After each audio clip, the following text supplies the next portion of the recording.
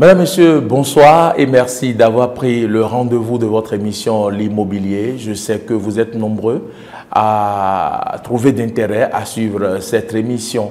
L'immobilier, c'est ce qui concerne les infrastructures immobilières, la terre et tout ce que vous savez lié à ce domaine. Nous sommes à notre énième numéro et aujourd'hui, nous recevons une personne qui n'est pas inconnue de ce plateau de l'immobilier. Nous posons donc caméras et micros chez notre invité, Freddy Godmi Sovy. Monsieur Sovy, bonsoir. Bonsoir, Monsieur Agua. Merci une fois encore d'avoir accepté cette invitation.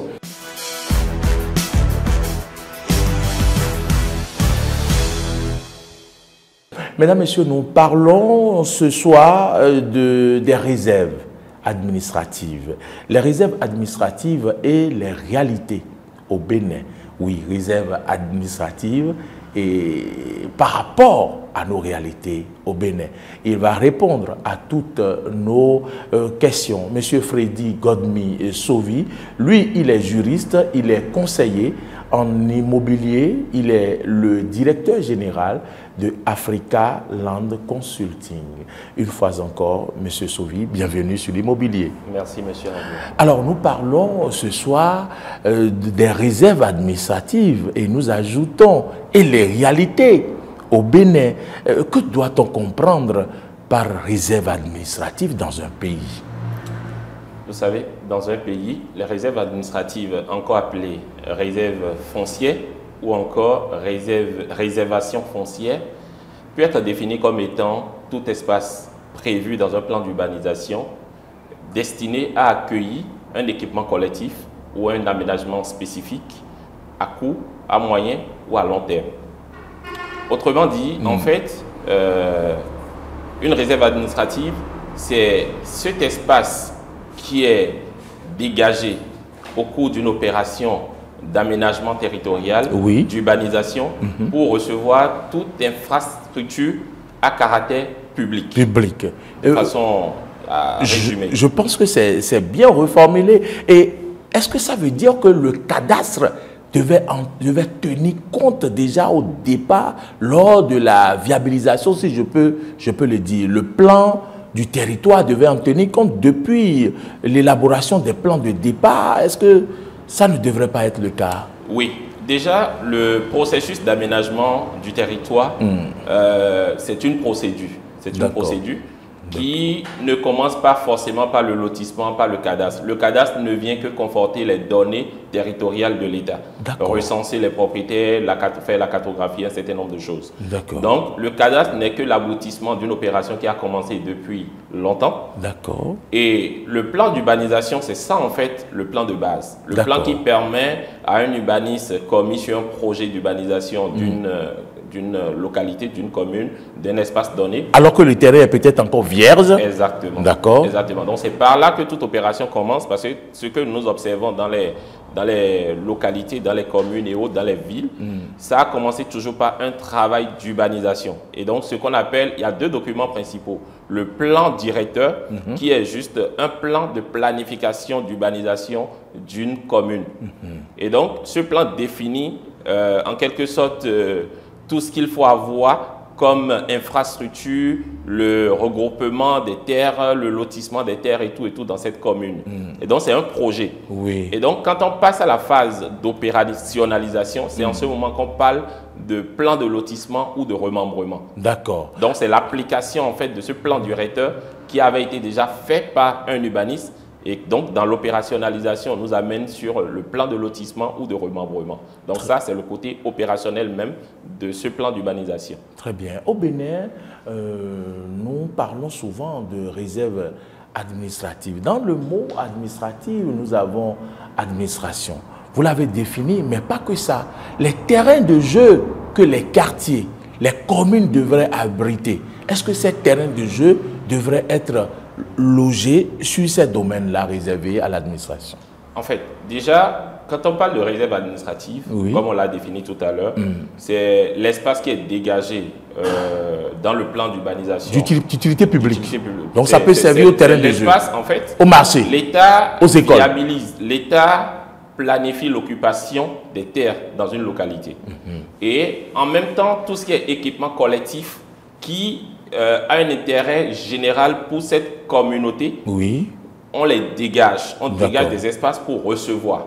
Donc, en ce moment, quand on parle de réserve administrative, réserve foncière, réservation foncière, il y a deux. Il y a la réserve foncière affectée et la réserve foncière non affectée. Quelle est la différence? Affectée, en fait, à vrai dire, c'est que dans le plan d'urbanisation, la destination de l'espace est déjà prévue. C'est-à-dire, dans ce plan d'urbanisation, on dit l'espace de telle contenance situé à tel endroit est destiné pour recevoir une école. D'accord. Est destiné pour recevoir un terrain de jeu. C'est destiné pour recevoir un hôpital, un hôpital, etc., etc.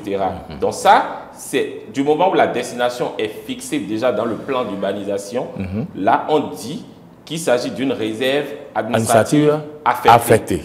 Maintenant, il y a la deuxième catégorie qui est la réserve administrative ou réserve foncière non affectée. Et cette catégorie, c'est là, mais la destination n'est pas encore fixée. D'accord. En fait, la réserve administrative sert à couvrir les besoins en équipement collectif ou aménagement spécifique pour la population d'aujourd'hui et de demain. Très bien. C'est-à-dire, c'est une prévision, c'est une projection de l'État par rapport aux besoins à long terme. Exactement. Puisque vous parlez de la population de demain, dans le cas de notre pays qu'est le Bénin, qu'est-ce qui est prévu pour les populations du Bénin en réalité dans vos recherches? Qu'est-ce qui était prévu et à quoi devraient destiner nos réserves dans nos quartiers? Il faut reconnaître une chose. Quand on repart, parce que la gestion foncière au Bénin ne peut pas se faire, l'étude de la gestion foncière au Bénin ne peut pas se faire sans retourner à l'époque coloniale. Allons-y.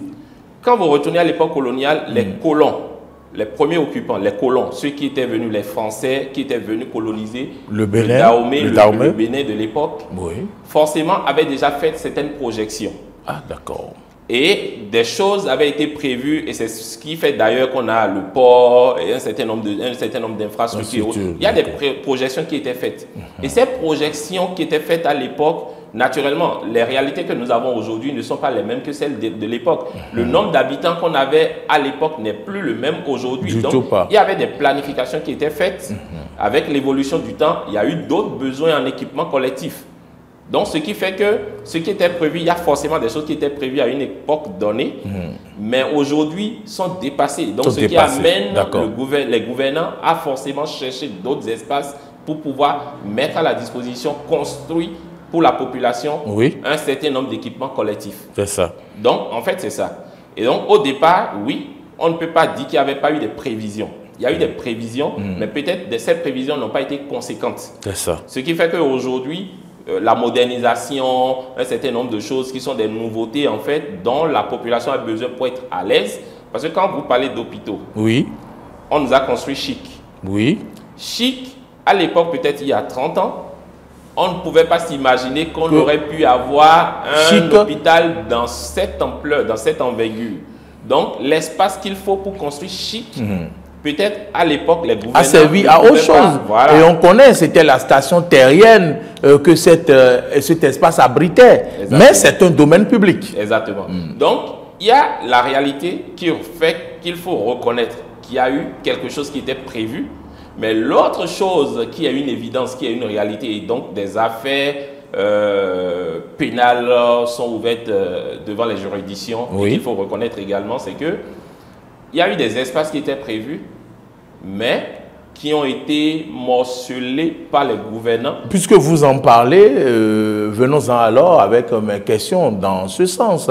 Et ce n'est pas vous qui en parlez. Il y a des indications, des indices qui le prouvent, puisque un peu partout dans nos communes, on remarque depuis peu qu'il y a des plaques de couleur bleue qui ont été implantés dans des quartiers où c'est écrit « réserve administrative », alors qu'on voit bien que des bâtiments, des personnes vivent déjà sur ces espaces-là. Expliquez-nous à quoi riment donc ces plaques qui ont été implantées dans les quartiers désormais.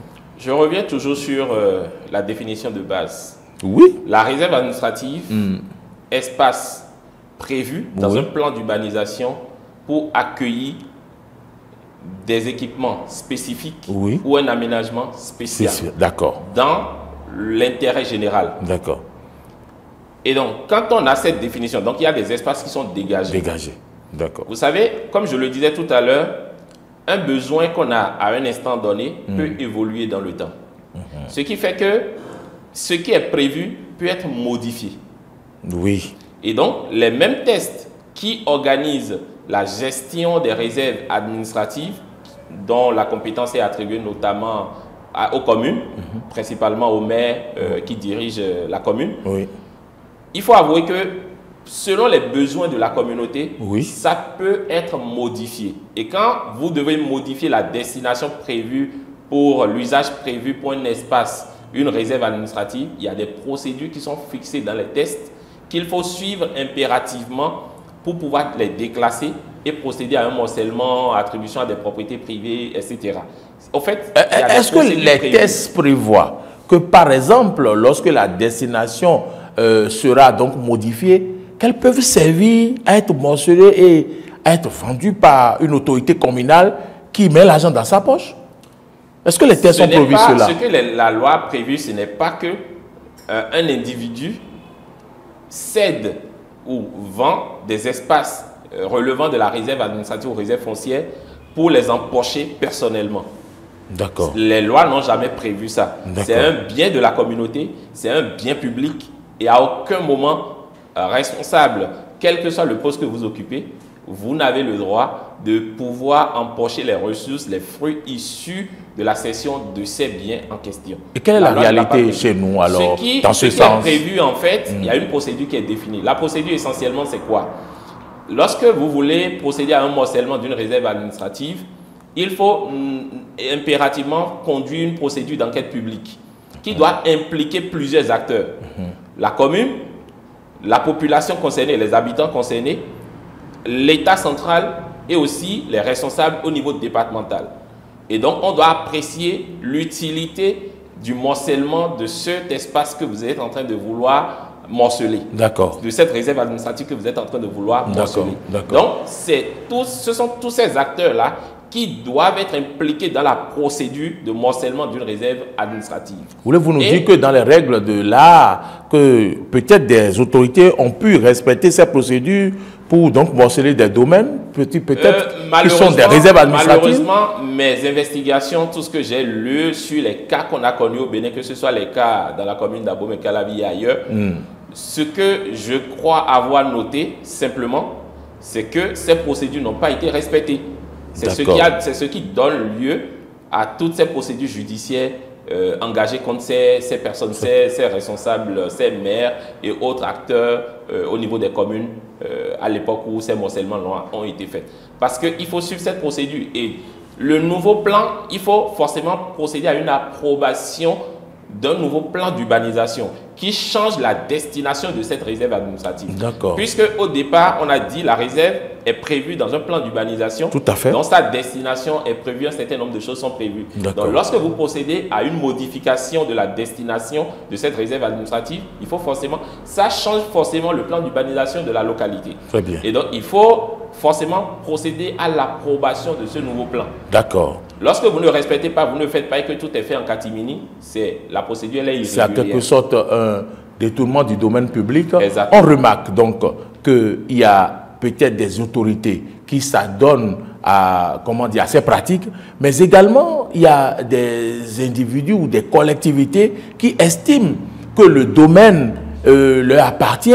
Et quand l'État s'accapare de ce domaine, eux, derrière, ils passent pour donc morceler et vendre. Est-ce que vos investigations ont également abouti à ces conclusions?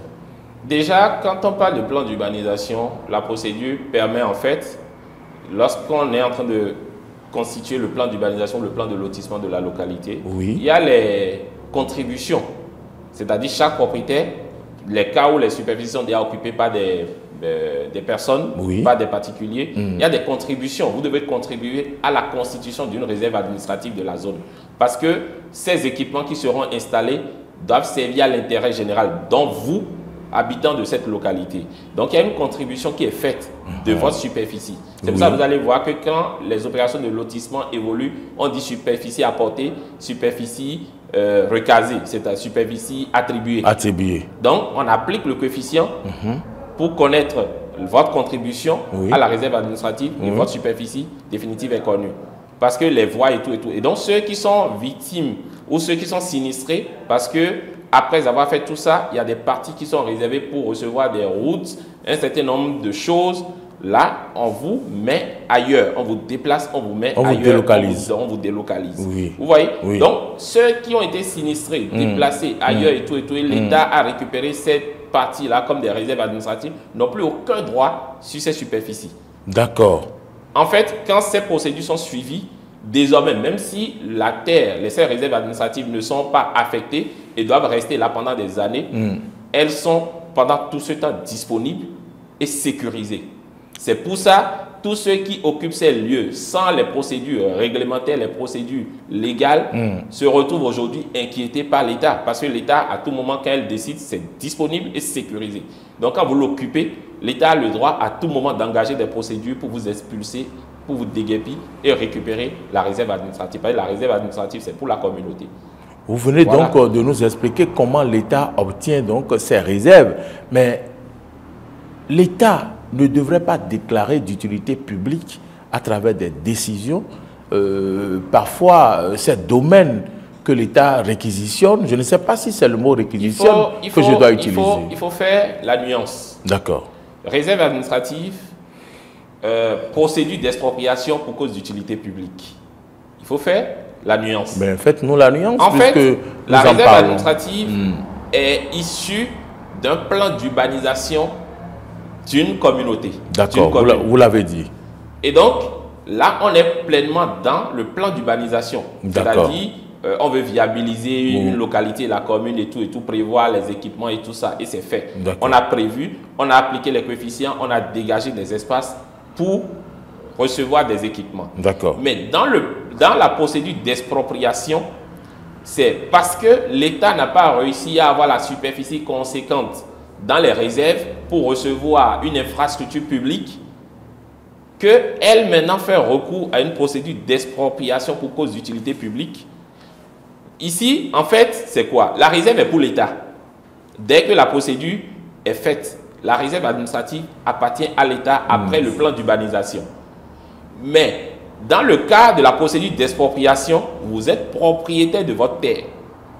Mais l'État, après une enquête donnée, a identifié cette zone pour recevoir une infrastructure ou un projet de construction. Est-ce que c'est le cas de Adunko, par exemple, dont on parle? Exactement. D'accord. Dans cette partie, en fait, il ne s'agissait pas au départ des réserves administratives. D'accord. L'État a un projet, n'a pas pu retrouver dans les réserves administratives de la zone de l'espace pour recevoir ces projets. Ou a besoin plus d'espace pour recevoir ces projets. Par conséquent, l'État dit, OK, je n'ai pas d'espace dans les trucs dans mes domaines qui m'appartiennent. Par conséquent, qu'est-ce que je fais? Je vais devoir aller identifier une zone qui peut recevoir le projet et par conséquent, engager la procédure d'expropriation. C'est pour ça qu'on parle de dédommagement au juste et préalable dédommagement dans la procédure d'expropriation. Alors que dans le cas de la réserve administrative, il n'y a pas de dédommagement. C'est ça. Je ne sais pas si vous percevez. Je perçois correctement. Oui. L'expropriation est enclenchée dans le cas où l'État n'a pas trouvé d'espace dans son patrimoine pour pouvoir réaliser ce projet sur les lieux. Et c'est en aval. À l'aménagement, alors que l'autre est en amont. Exactement. D'accord. Quand on parle de réserve administrative, c'est en amont. Oui, la réserve administrative, c'est au départ. Au départ, quand on veut urbaniser la zone, on dit, OK, on a besoin des écoles, on a besoin des hôpitaux, on a besoin de ci, on a besoin de ça. OK. Quand on applique les coefficients et tout, la superficie, elle est là. Donc, on a constitué une réserve ici, on a constitué une réserve là. Depuis le début. Et donc, c'est prévu pour ça et c'est là. Ça peut faire 20 ans, ça peut faire 30 ans. Alors que l'expropriation, l'État n'a pas d'espace, mais dit, j'ai besoin de faire le projet pour le bien commun. pour l'intérêt général. Par conséquent, pour cause d'utilité publique. Par conséquent, j'identifie une zone, j'implique les propriétaires terrains, c'est leur propriété privée. Mais comme la loi me donne cette prérogative d'identifier une zone et de récupérer, d'exproprier, de prendre dans le patrimoine privé des gens et d'en faire un patrimoine de l'État, je le fais, mais pour réaliser un projet d'intérêt général, donc pour cause d'utilité publique. Jusque-là, vous n'avez pas fait donc le constat critique de la situation dans notre pays. Et c'est à cela que je voudrais vous inviter en tant que juriste et conseiller en immobilier. Quel est le constat lié donc aux réserves administratives? Pour les réserves administratives, c'est connu déjà depuis le début que ce sont des réserves administratives. Ce qui fait que quand vous êtes citoyen et que vous voulez faire votre acquisition, vous ne pouvez pas vous jeter dans une procédure d'acquisition d'un terrain sans faire certaines vérifications. Il y a des vérifications qu'il faut faire et qui vous révèlent déjà, avant même que vous ne formalisez votre transaction, que ça, c'est situé dans une réserve administrative. Et quand vous détectez que c'est dans une réserve administrative, ce qu'il faut faire, réserve administrative, c'est pour la communauté, c'est pour l'État. Je n'ai pas le droit en tant que particulier de me retrouver dedans. À moins que ce soit un morcellement conduit dans les règles de l'art par la mairie. Et là, auquel cas, vous suivez, vous pouvez acquérir et en devenir propriétaire. Quelle est la procédure qui nous conduit à ce constat? Ce qui me permet de constater ça, c'est quoi? C'est en fait, on a certaines situations où des gens se sont retrouvés dans des réserves administratives. Oui. Ceux-là, quand vous les interrogez, ils vous diront, pour certains, j'ai acheté ça chez telle personne ou telle autre et tout. C'est vrai que certains disent, j'ai acheté ça auprès de la mairie. Mais malheureusement, quand on check le dossier de la mairie qui lui a permis, parce qu'il faut engager une procédure avant d'arriver au morcellement effectif de la réserve. On constate que la procédure définie par la loi, dont on parlait au départ, n'a pas été suivie. Ce qui fait que l'État a le droit aujourd'hui de récupérer ses réserves. Si cette procédure avait été suivie rigoureusement, l'État aujourd'hui ne peut plus récupérer ses réserves administratives. D'accord. Mais malheureusement, pour la plupart, ce sont des procédures irrégulières qui n'ont pas eu le mérite d'impliquer l'État central, parce qu'on disait tout à l'heure que pour faire le morcellement d'une réserve administrative, il faut forcément impliquer l'État central. Et lorsque vous n'impliquez pas ces acteurs, ces différents acteurs, et que vous le faites, la procédure est irrégulière. Lorsque vous n'approuvez pas le plan d'urbanisation qui a modifié la destination de cette réserve administrative vous permettant de faire le morcellement, ça suppose que la procédure est irrégulière. C'est ça. Donc, c'est ce qui fait que l'État aujourd'hui se dit, vous n'avez pas suivi la procédure qui a été définie par la loi pour pouvoir faire le morcellement de cette réserve administrative. Par conséquent, moi, j'ai le droit de récupérer cette terre. C'est ça. Pour le bien de la communauté. Et comment expliquez-vous cette situation qui amène les gens à donc vendre ces terres, à les morceler sans qu'ils ne soient intimidés par l'État central et que c'est des années après que l'on découvre ces supercheries? Comment l'expliquez-vous en réalité? Est-ce que c'est le manque de suivi de l'État central ou je ne sais comment vous l'expliquez? Vous savez, l'État est une continuité, c'est vrai. Mais n'oublions pas également que dans le passé, il y avait des pratiques. Il y avait l'État, la gestion foncière n'était pas quelque chose de très bien organisé. D'accord. Donc, l'État central, les communes peuvent posséder des réserves sans que forcément l'État central n'ait un regard et suive. Aujourd'hui, l'ANDF est cette structure centrale qui gère le foncier, surtout les domaines de l'État. Donc, tout ce qui appartient à l'État, c'est l'ANDF, l'Agence nationale du domaine et du foncier, qui a la main pour gérer les domaines de l'État. Vous allez voir, j'ai vu même à Cotonou, des structures qui ont occupé des domaines publics de l'État et que l'ANDF, dès qu'elle a remarqué, a implanté sa plaque pour les obliger à quitter le lieu en plein cœur de Cotonou. D'accord. Une grande superficie qui est là, qui était occupée par une structure, une société privée. Et après, l'ANDF a implanté sa plaque et les a contraints à dégager. Et ils sont partis. D'accord. Ils sont partis. Donc, il n'y a pas que là, un peu partout, vous voyez. Donc, aujourd'hui, le mérite, ce qui permet de suivre régulièrement, et l'avantage qu'on a avec le nouveau code, ce code foncier aujourd'hui, oui. c'est la création de l'Agence nationale du domaine et du foncier, qui a un regard sur tout. D'accord. Mieux encore, dans les procédures de formalisation des transactions immobilières au Bénin, des transactions foncières au Bénin, oui. Aujourd'hui, l'État a cartographié toute l'étendue du territoire national. C'est un exemple que je donne. Oui. Les domaines publics naturels de l'État. Vous savez, il y a des zones sur le territoire national qui sont des zones marécageuses. Oui, tout à fait. En saison sèche, vous allez là, vous n'allez jamais soupçonner que quand on rentre en saison pluvieuse, que c'est des zones inondables. D'accord. Et donc, habituellement, qu'est-ce que les gens font? Ils attendent la période de la sécheresse pour introduire leur dossier, pour avoir le titre foncier ou pour faire certaines formalités. Et donc, quand les géomètres viennent pour faire le bornage, eux, ils voient de la terre sèche. Et donc, pour eux, ce n'est pas une zone inondable. Et donc, ça faisait que les gens obtenaient des documents sur des terres qui, en réalité, relevaient du domaine public naturel de l'État. Mais avec cette cartographie, ce travail fait par l'État, qui a permis de cartographier toute l'étendue du territoire national et qui a matérialisé déjà les zones inondables, les zones inondables, les zones humides. D'accord. Vous savez que même en saison sèche, quand vous introduisez un contrôle ou vous introduisez un dossier, automatiquement on vous signale que zone inondable, domaine public naturel de l'État. J'ai un dossier par exemple, je fais une parenthèse, j'ai un dossier par exemple en plein cœur d'Akobato. D'accord. Où la mairie a délivré une attestation de recasement. La mairie a délivré une attestation de recasement. Donc, ça veut dire que la personne est présumée propriétaire de cette terre. Mais au moment de faire le titre foncier, lorsqu'on a lancé le contrôle de situation géographique, l'ANDF a mentionné clairement que c'est zone marécageuse, domaine public naturel de l'État. J'ai entre mes mains une attestation de recasement, mais avec l'impossibilité de pouvoir faire les formalités avant le titre foncier. Même en plein cœur de Weiho, cité Weiho, dans la cité Weiho. Vous avez un cas comme ça? J'ai un cas pareil. Ouais.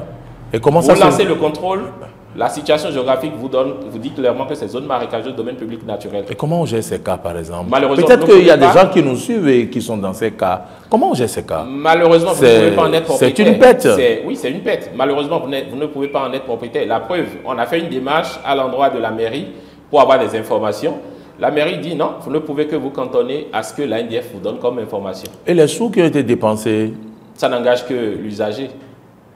C'est un cas sur lequel je voudrais vraiment que les responsables à divers niveaux puissent se pencher. Est-ce que ça peut faire l'objet de poursuites judiciaires par rapport à celui qui a vendu cette terre? C'est possible, c'est possible. Celui qui a vendu cette terre, le problème n'est pas celui qui a vendu cette terre, à mon avis. Le dossier va être examiné et on verra avec les autorités comment gérer. Parce qu'en fait, c'est la mairie qui a délivré une attestation de recasement en bonne et due forme. Et quand on voit une attestation de recasement, une zone lotie, et que l'État, la mairie elle-même délivre une attestation de recasement, vous imaginez la suite. Donc, quiconque voit un document délivré par l'autorité communale qui dit oui, c'est sa présumée propriété, j'achète. Et donc, le problème n'est même pas, à mon avis, forcément celui qui l'a vendu. Maintenant, il faut aller voir aussi peut-être dans quelles conditions l'attestation a été délivrée. Est-ce que ce n'est pas les affinités parce qu'il ne faut pas oublier aussi que les gens peuvent avoir tout par fraude. C'est ça. Mais quand ça se répète 1, 2, 3 fois, 4 fois, ce n'est plus une erreur. Ce n'est plus forcément quelque chose obtenu frauduleusement. J'ai au moins 3, 4 dossiers comme ça. C'est ça. Dans la même zone? Bon, pas dans la même zone. Il y a Cité Weiho, il y a Akobato, il y a Fidjirose. D'accord. Voilà. Donc, zone marécageuse. Oui, zone marécageuse. Donc, par conséquent, c'est des discussions qu'il faut faire avec l'État pour comprendre. Mais l'ANDF dit clairement, pour moi, c'est le domaine public naturel de l'État. C'est ça. Parlons maintenant des sanctions possibles à infliger à ces personnes-là qui s'arrogent les réserves administratives comme leur propriété, morcellent et vendent ces domaines. Ça peut être des responsables dans nos communes ou ça peut être des collectivités ou des personnes. Quelles sont les sanctions prévues dans ce sens? Quiconque vend un terrain relevant de la réserve administrative ou d'un domaine public naturel de l'État, forcément commet une infraction. Et cette infraction vous amène dans une condition où les procédures pénales sont engagées contre vous. Et ces procédures pénales, lorsqu'on les engage contre vous, vous risquez des peines d'emprisonnement. vous risquez des peines d'emprisonnement, et non seulement des peines d'emprisonnement, mais aussi être condamné à payer, à dédommager l'État en fait. Donc, les amendes, tout ce qui est indemnité et autres, vous risquez d'être condamné à de pareilles sommes. Et ça, c'est à l'issue d'une procédure judiciaire régulièrement conduite. D'accord.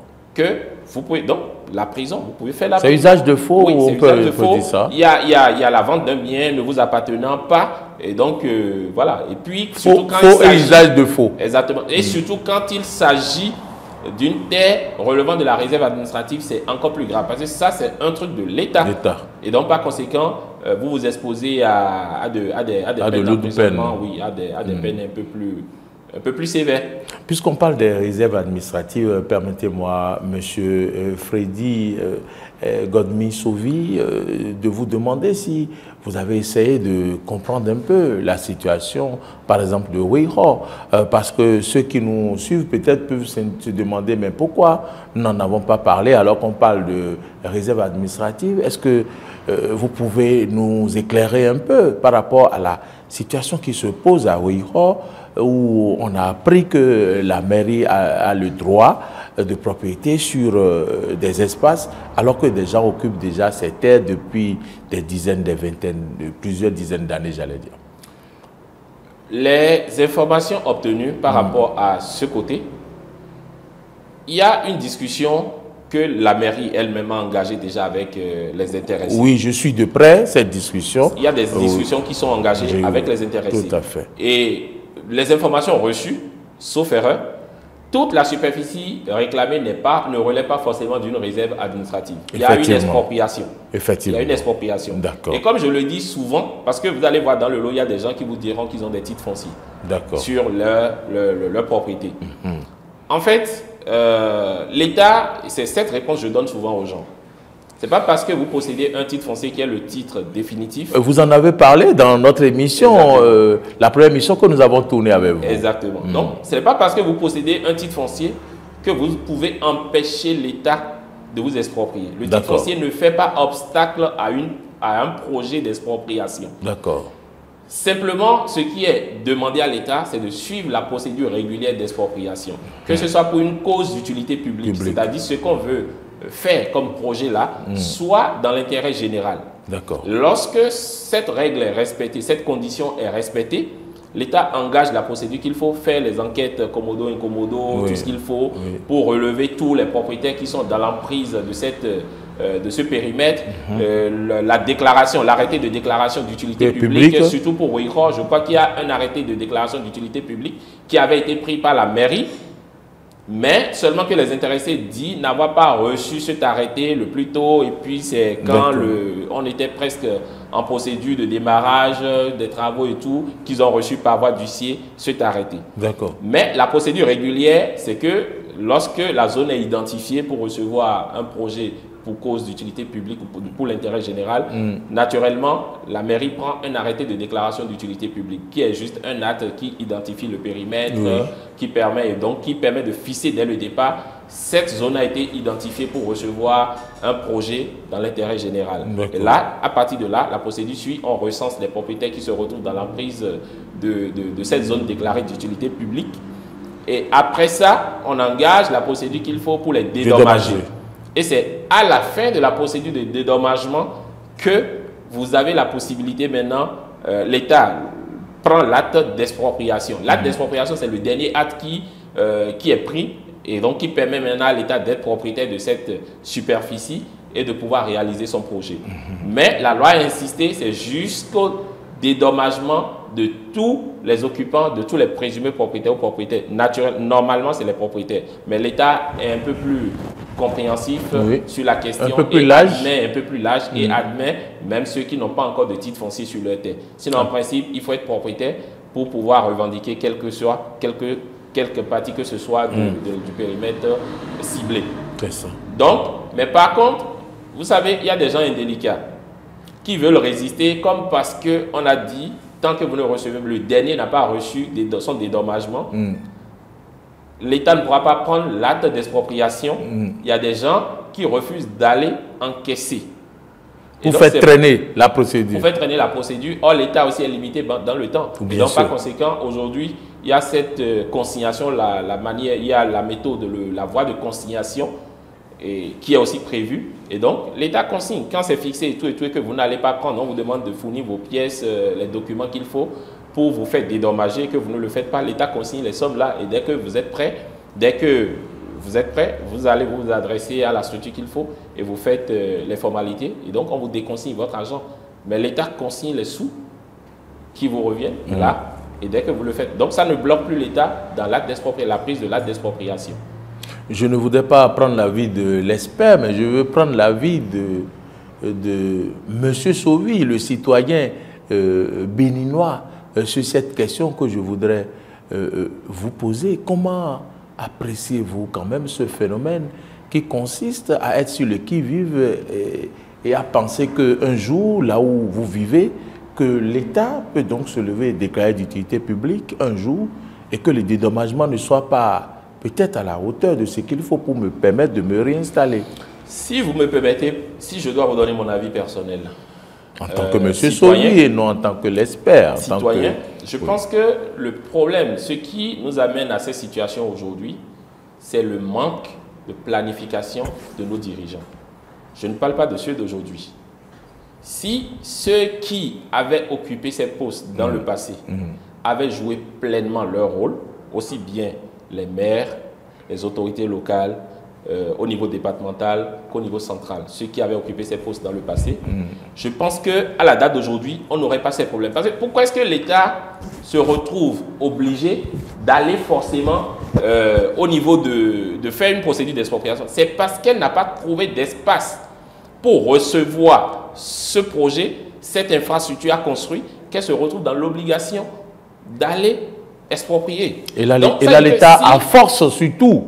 Exactement. Donc, ça signifie que si nos dirigeants du passé, ceux qui avaient occupé ces postes, avaient fait une planification et une projection futuriste raisonnable, exactement, et avaient bien géré les réserves administratives, on ne serait pas dans cette situation. Parce que l'État, dès qu'il a un projet, va se dire, oui, j'ai une réserve administrative à tel endroit, et donc par conséquent, je prends dans cette réserve administrative pour faire ce projet. Mais quand l'État se retrouve dans la difficulté où les réserves administratives ne sont plus disponibles, et a quand même besoin d'espace pour l'intérêt général, absolument, il va devoir aller exproprier. Tout à fait. Parce que la terre n'est pas élastique. Oui, je suis d'accord avec vous. Et donc, par conséquent, si l'État a des projets pour le bien commun, pour l'intérêt général, où est-ce qu'il va aller trouver la superficie?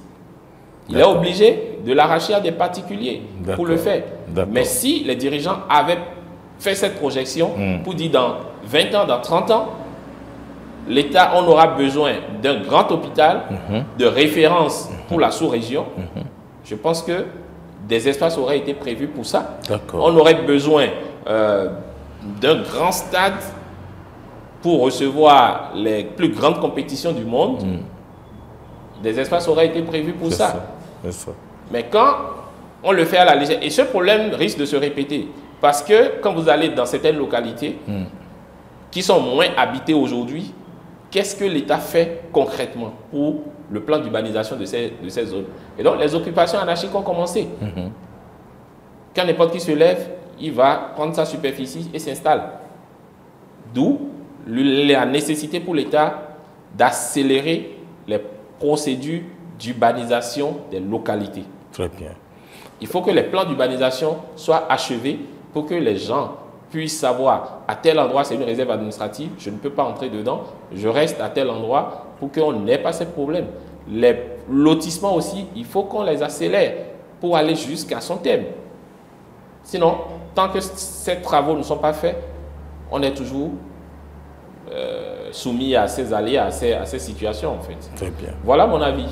Avant de passer à la prochaine rubrique de cette émission qui est intitulée « Les erreurs à ne pas commettre », je rappelle à vous qui venez de prendre donc cette émission au vol que vous suivez, l'immobilier qui parle aujourd'hui des réserves administratives et les réalités au Bénin. Monsieur Sauvy, dites-nous, lorsque nous faisons le point, pour finir avec l'entretien, rappelez-nous à quoi les réserves administratives devraient servir? Par définition, en nous donnant des exemples. Oui. Par définition, la réserve administrative est destinée à recevoir équipement collectif, aménagement spécial. C'est-à-dire quoi? Hôpitaux, écoles, espace pour les jeux, les parcs, bon. Les parcs d'attraction, par exemple. Tout endroit de loisirs. On constate que les parcs d'automobiles également. Exactement. Les marchés, exactement. Les écoles. Toute infrastructure d'utilité publique, on peut dire ça. D'accord. Toute infrastructure. D'accord. Donc, par conséquent, voilà essentiellement une maison du peuple, par exemple. Tous ceux dont la communauté aura besoin pour son épanouissement, pour un développement harmonieux et équilibré. D'accord. Et donc, pour améliorer tout ce qui peut améliorer les conditions de vie des habitants de cette localité. C'est un peu ça. C'est à ça que doivent servir normalement les réserves administratives. D'accord. Voilà qui est clair. Je voudrais quand même vous remercier déjà pour cet entretien, je vais dire limpide, et pour cette première partie de cette émission. Nous allons donc passer à la deuxième partie de cet entretien, de cette émission, j'allais dire, et qui est intitulée « Les erreurs à ne pas commettre ». Mesdames, Messieurs, voici les erreurs à ne pas commettre.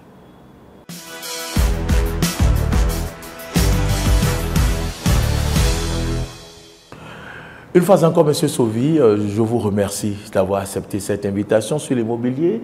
Nous démarrons donc la deuxième rubrique qui est les erreurs à ne pas commettre. Dites-nous tout par rapport aux erreurs à ne pas commettre liées donc à notre thématique, les réserves administratives et les réalités au Bénin.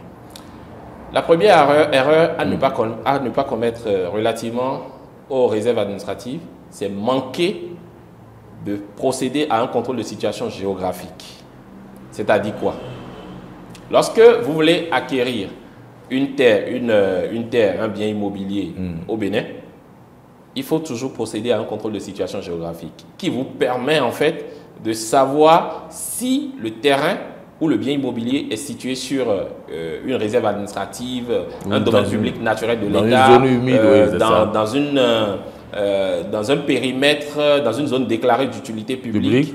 Voilà. Dès que vous faites ce contrôle de situation géographique, vous savez si ce bien ou cette terre est située dans une quelconque de ces zones. Où faire cette vérification? Aujourd'hui, la digitalisation des services de l'ANDF simplifie tout. Il vous suffit simplement de mettre en format PDF votre levée topographique avec des données rattachées. Quand on dit données rattachées, les géomètres le savent. C'est les coordonnées géographiques. Les coordonnées géographiques. En fait, les coordonnées géographiques, mais rattachées au système géodésique. D'accord. Bon. Rattachées au système géodésique. Là, vous avez les expressions techniques. Exactement. Donc, dès que vous avez votre levée topographique en version PDF, vous allez sur e-service public et vous choisissez dans le menu domaine et foncier. D'accord. Et arrivé là, vous allez voir dans les propositions, les options qui vous seront proposées, il y a contrôle de situation géographique. Vous cliquez dessus. Et dès que vous cliquez dessus, ça va vous demander la commune dans laquelle est située la terre que vous voulez contrôler. Et vous cochez. Et dès que vous cochez maintenant, vous allez voir une partie qui est réservée au téléchargement du fichier. Et vous téléchargez le fichier, votre PDF, en version PDF, vous téléchargez. Et vous suivez les informations, le numéro, parce que ça va vous prélever les frais de contrôle sur votre mobile money. Qui s'élève à combien? Ça fait 500 francs, je crois. 500. Donc, vous le faites. Et puis, normalement, en 72 heures maximum, vous avez le retour. Mais c'est vrai que dans quelques cas, ça va plus que 72 heures. Mais habituellement, c'est 72 heures. Vous avez le retour. Et le document que vous retourne, l'ANDF, vous mentionne que cette terre est situé, ou bien ce terrain est situé dans l'emprise de tant, ou bien est dans telle zone déclarée d'utilité publique. Ça vous donne les informations qu'il faut. D'accord. Et vous le savez. D'accord. Donc, voilà. Si vous voulez également, vous pouvez passer par l'IGN et faire une procédure. Ça, l'IGN le faisait avant, mais pour un coût de 50 000. Mais avec la situation actuelle de l'IGN, je ne sais pas si ça continue ou pas. D'accord. Parce que l'IGN n'est plus très opérationnel. Donc, je ne sais pas si ça continue ou pas. Il va falloir vérifier avant de le faire. Mais de façon simple, c'est d'envoyer cette coordonnée-là, ce fichier-là, et passer par e-service public, et vous avez l'information. Et donc, vous savez déjà, si ça vous dit que c'est dans une zone déclarée d'utilité publique, ou bien c'est dans une zone, dans un domaine public naturel, dans un domaine public naturel de l'État, vous ne touchez pas à ça. Là, vous savez que cette transaction, cette terre-là n'est pas disponible et vous n'évoluez pas. D'accord. Si c'est dans une réserve administrative également, vous avez toutes les informations et là, vous rebroussez chemin. Donc, la première erreur à ne pas commettre, c'est de ne pas oublier de faire cette vérification de contrôle de situation géographique avant d'évoluer sur une transaction immobilière au Bénin. D'accord. La deuxième erreur, parce qu'on disait tout à l'heure que la mairie peut procéder par voie de morcellement en suivant une procédure régulière et vendre. Donc, quand vous vous retrouvez dans une réserve administrative où on vous dit que c'est la mairie qui a engagé la procédure, essayez d'approfondir pour voir quelle est la procédure qui a été engagée, est-ce qu'elle est régulière ou pas, si possible s'adresser à l'ANDF pour s'assurer que véritablement l'ANDF est impliquée parce que c'est l'agence de l'État qui gère tout ce qui est foncier de l'État. Donc, véritablement poursuivre les investigations et s'assurer que c'est vraiment une procédure régulière qui a été engagée, qui a permis de faire ce morcellement avant d'acquérir quoi que ce soit dans ce périmètre. Donc, ces deux erreurs fondamentales sont à ne pas commettre lorsque vous avez affaire à une réserve administrative en quelque sorte. Chez nous, au Bénin. On va donc vous demander alors de faire votre conclusion, pourquoi pas, et de lancer votre appel aux Béninois qui vous suivent sur cette émission en regardant droit donc dans votre caméra. Aux Béninois qui me suivent, je dirais simplement, les réserves administratives sont constituées dans l'intérêt général. Et donc, pour aucune raison, nous n'avons le droit de l'occuper, si ce n'est dans le cadre légal, parce que les mairies ont aussi le pouvoir de donner une autorisation provisoire ou définitive d'occupation de ces réserves. Mais il faut encore s'assurer véritablement que ces réserves, cette procédure qui est destinée pour ça, a été respectée. Et je nous invite vraiment à un patriotisme sans faille et qu'on soit vraiment, qu'on respecte nos devoirs civiques en quelque sorte. Ce sont mes appels et aux autorités, je demande à ce que vraiment les plans d'urbanisation soient bouclés pratiquement dans toutes les communes pour que les populations ne subissent pas les affres des expropriations tous azimuts et puis l'occupation des réserves administratives dans des procédures irrégulières conduites par certaines mairies. Très bien. Merci. Merci. Je vous reviendrai dans quelques minutes pour votre mot de remerciement. Mesdames, Messieurs, nous allons donc vers la troisième rubrique de cette émission L'Immobilier. Cette rubrique qui vous est réservée à vous qui aimez faire des affaires, à vous qui vendez des terres, à vous qui faites des transactions immobilières, pourquoi pas vous qui vendez des matériaux de construction et qui êtes dans d'autres domaines liés à l'immobilier, venez chez nous pour donc occuper cet espace. Il suffit donc de nous contacter ou de contacter le service commercial au 01 90 00 16 15 afin de vous positionner sur cette émission. Vous le savez qu'il y a une très grande écoute et qui est diffusée sur Eden TV et Diaspora FM. Madame, Monsieur, merci pour l'intérêt que vous portez à cette émission et qui a reçu ce soir Monsieur Freddy Godmi Sophie. Monsieur Sophie, votre mot de la fin sera quoi? Mon mot de la fin, c'est de demander à tous les citoyens propriétaires terrain de veiller véritablement à faire leur titre foncier sur leur terre. Parce que c'est le seul gage de la sécurité foncière au Bénin. Je remercie Eden TV de m'avoir reçu et merci beaucoup. C'est à nous de vous remercier pour votre présence déjà pour une deuxième fois sur cette émission L'Immobilier. J'espère que ce ne sera pas la dernière fois parce que nous aurons besoin de vous sur des questions liées à l'immobilier puisque vous êtes donc juriste, conseiller immobilier et DG le directeur général, comme on le dit, de la société Africaland Consulting. Merci à vous une fois encore. Merci à vous téléspectateurs, auditeurs de Diaspora FM, vous qui nous avez suivis à travers cette émission qui a été réalisée de main de maître par une équipe très dynamique avec à sa tête Marcel Yedo. Merci également à notre aîné, Juste Domingo, et merci à toute l'équipe de son avec à sa tête Alain Alou. Bonne suite de nos programmes et à très bientôt.